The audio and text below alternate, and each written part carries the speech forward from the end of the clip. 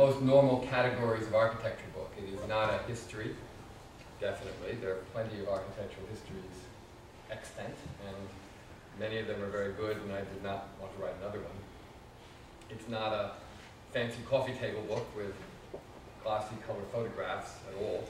And so while it is not ornate enough or expensive enough to decorate a coffee table, it does have a comfortable and manageable size, and it's my hope that unlike many architecture books, this one might actually therefore get read.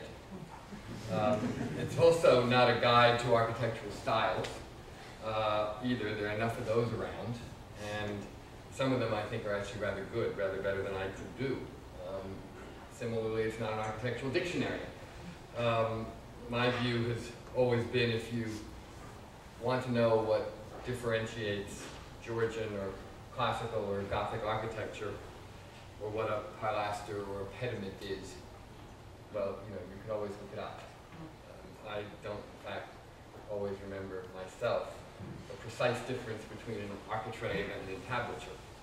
And I feel that that's what those other books, or maybe Google, are for.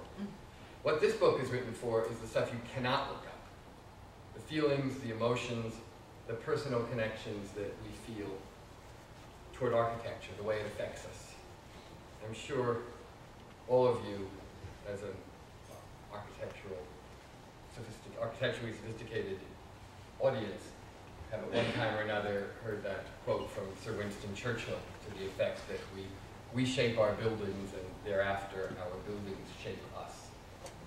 I think why architecture matters is really at bottom an attempt to get sort of underneath that Churchill quote, figure out if indeed it is true, and if so, how and why does it work?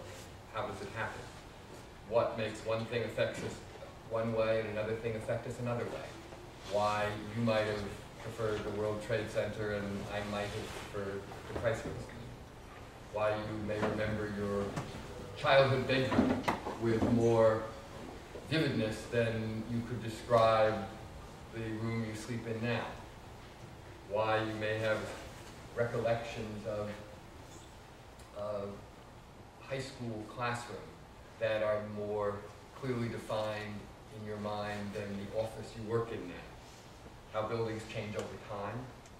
And finally, how they work together to create a larger sense of place. Anyway,